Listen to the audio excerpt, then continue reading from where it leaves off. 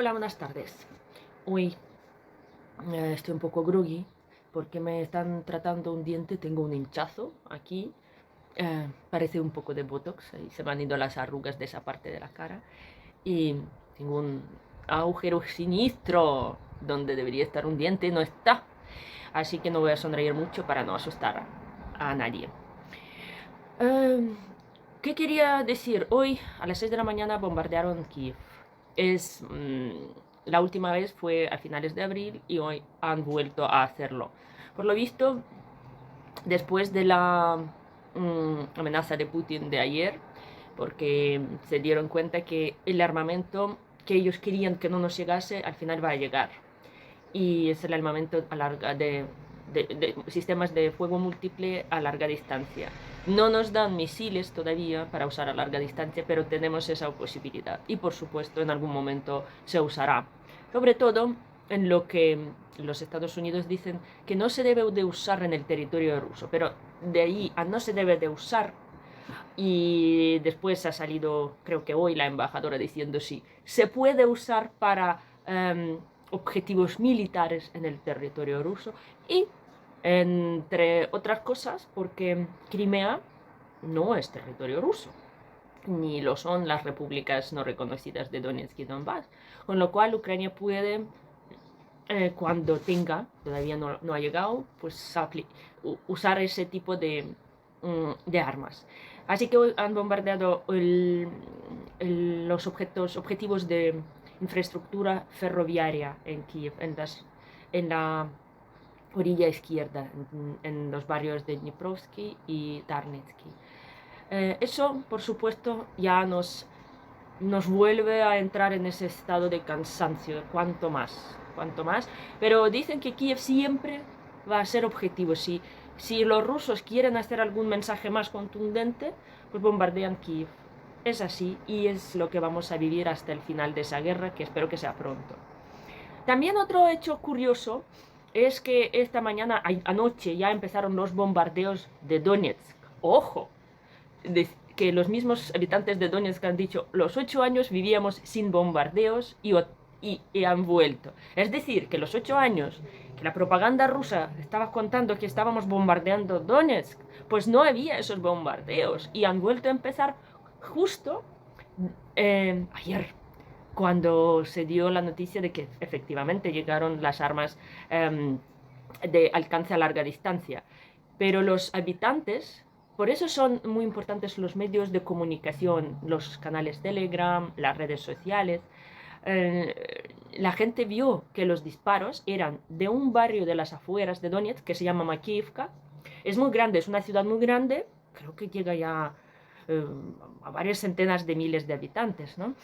Y luego era primero pequeño, pero luego ya hace parte como satélite de Donetsk, casi no hay frontera, entras de Makiivka a Donetsk directamente, de lo que yo me acuerdo de un viaje que hice por ahí. Entonces, los bombardeos eran de los mismos, los rusos pusieron un mortero y estaban bombardeando algunos barrios de Donetsk, en el centro. Entonces la gente allí flipaba, pero todo el mundo se dio cuenta que del ejército ucraniano nada, que eran disparos de muy corta distancia, que se escuchaba tanto el disparo como la caída del misil al poco tiempo, con lo cual no podían ser del territorio ucraniano de ninguna forma. Y la propaganda rusa intenta venderlo como si fueran los ataques ucranianos a Donetsk y la respuesta es el ataque a Kiev. Más o menos la lógica suya es esa. Otra cosa que os quiero comentar que nos agrada también mucho es la contraofensiva en Severodonetsk. ¿Os acordáis que era el último punto de la jurisdicción ucraniana? De hecho, era la capital de ese pequeño 10% del territorio de Lugansk. Y ahí había unas batallas muy fuertes porque el objetivo era tomarlo para el 1 de junio. Ya estamos a 5 de junio y estamos reconquistando esa ciudad. Parece mentira con lo duro que estaba todo al principio. De hecho, en esa ciudad se quedó 15.000 habitantes, se quedaron. Se evacuó una parte, pero no se evacuó todo el mundo, y eso era un poco triste porque la batalla es una lucha urbana y es diferente, y el ejército ruso no tiene experiencia. Una vez entrando en la ciudad no tiene experiencia de la lucha urbana, y por lo visto la estrategia ucraniana era como hacer una especie de trampa, que entren cuanto más ejército, luego los rodean y ya los militares que tienen esa experiencia urbana, digamos, pues tienen que entrar en el combate. Incluso la legión extranjera, que han venido a combatir justo en este, ¿cómo se dice?, en ese trozo del frente. Con lo cual están derrotando a los que están ahí.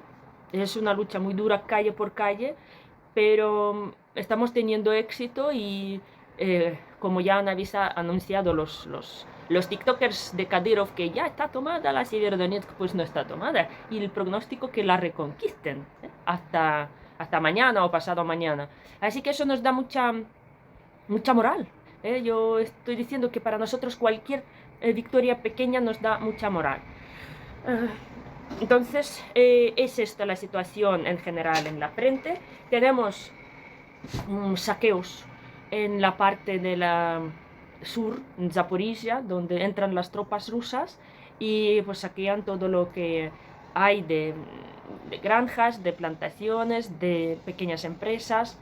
La gente está resistiendo tanto de forma pacífica como las brigadas militares, pero de momento esa región y la región de Gerson son objeto de saqueos, porque son regiones de producción agraria, y allí hay pues invernaderos, allí hay plantaciones de fresas, que ahora es la temporada, grano, trigo, etcétera, etcétera. Entonces todo esto, y aparte son fábricas, por ejemplo, Azovstal es la fábrica de acero, y Rusia ya ha declarado públicamente que ha sacado de ahí miles de toneladas de acero. Pues está robando Ucrania así a mano armada, y es tremendo, claro, porque nos roba el trigo y lo intenta vender por ahí en todo el mundo, y nos chantajea a nosotros de provocar el hambre. Entonces, su forma de combatir el hambre del mundo es robarnos el trigo y venderlo por ahí. Y si el mundo no quiere aceptar, es que el mundo realmente no está interesado en combatir el hambre en el mundo, ¿sabes? En los países pobres. Entonces, es tanta perversión de la propaganda rusa en esa guerra que ya os he dicho que nos desespera, porque ahora dicen que si queréis sacar el trigo, pues lo tenéis que sacar por Bielorrusia, o si queréis sacar el trigo tenéis que quitarnos las sanciones, o tenéis que desminar todos los puertos ucranianos. O sea, tenemos que desminar nuestra propia defensa para que sus naves después entren sin problemas en Odessa, por ejemplo. Entonces, claro, con esa retórica hipócrita, los rusos están creando esa imagen de que ellos luchan por el bien del mundo. Vamos, nos están destruyendo todo, robando todo, pero bueno, si queréis os vendemos ese trigo, no tenemos problemas en robároslo y vendernos a los que no necesiten. Bien, esa parte del discurso propagandístico la lanzó Putin ayer después de la visita del presidente de Senegal. Es así. Siempre van a retorcerlo todo para lavarse la cara. Entonces yo creo que el mundo hasta flipa a veces con ese tipo de mentiras a la cara, ¿no? Porque normalmente pues se miente un poquito, se esconde algo. Aquí no, aquí ¿quién va a cortarse en las mentiras, en los chantajes? Bueno, otra cosa que nos da mucha esperanza, he escuchado la entrevista de un tal Vladimir Osechkin, que es un ruso que ha creado un comité de anticorrupción y defensa de derechos humanos en Rusia. Entonces están recopilando todo tipo de información, haciendo dossiers, y le llegó una información sobre la corrupción en el ejército ruso, y dice que básicamente está dirigida hacia el equipo de Shoigu, ministro de defensa ruso, hacia esas personas que en realidad han creado redes de corrupción, vendiendo incluso las armas, o sea, los componentes y no sé qué se puede vender de un arma, ¿no? Pero las armas nucleares. Y aparte ellos se dedicaban a la construcción de objetos de infraestructura militar, de la que han robado de 30 a 40%. Entonces le han llegado un archivo tremendo, un disco duro, con miles de datos, conversaciones y todo, culpando a esa gente. Y ellos están trabajando junto con el Bellingcat, un equipo de investigación encabezado por un tal Christo Groisdiev, para desenmascarar todo, todo lo que está pasando ahí, pero en realidad estamos viendo que hay una lucha en dentro de la élite rusa, por decirlo de alguna forma, no solamente entre los militares y los de FSB, servicios de seguridad, ¿no? Sino también dentro del mismo servicio de seguridad hay diferentes, nosotros lo llamamos las torres de Kremlin, o sea, son grupos de influencia, grupos de poder que están intentando ahora aprovechar esa situación cuando dicen que Putin o está muerto o está ya medio muerto, pero de todos modos hay una propaganda de que Putin ya se está perdiendo su poder y entonces se activan pues varios clanes, como llamamos, para entrar, para primero conservarse políticamente, porque ahora van a darse de hostias y van a culpar unos a otros en el fracaso de la guerra de Ucrania, y ya han hecho, ¿no? Ya empiezan a mandar materiales de descreditación de unos a otros. Por supuesto, se espían unos a otros y luego dejan escapar toda esa información. De hecho, dicen que en realidad de todo el presupuesto militar ruso, un 30 o un 40% se roba. Y tanta corrupción, algunos dicen, esa corrupción está actuando a favor de Ucrania, porque Ucrania puede ganar la guerra pues sabiendo que los tanques, por ejemplo, no están tan equipados como deberían estar. ¿Vale? O los soldados rusos que no tienen ni medios de protección básicos. Pero, por el otro lado, dicen que puede ser al revés, que en el año 21 el Tribunal de Cuentas empezó a hacer una revisión de todas las operaciones dentro del ejército ruso. Empezaron a encontrar ese tipo de robos, déficit, etcétera, etcétera, y para disimularlo, camuflarlo y quedarse al poder y no ser castigados, pues esa gente, encabezada por Shoigu, empezó a promover esa guerra con informes falsos a Putin, pues hablando de que Ucrania ya está a punto de caer, que no sé qué, que no van a ofrecer resistencia.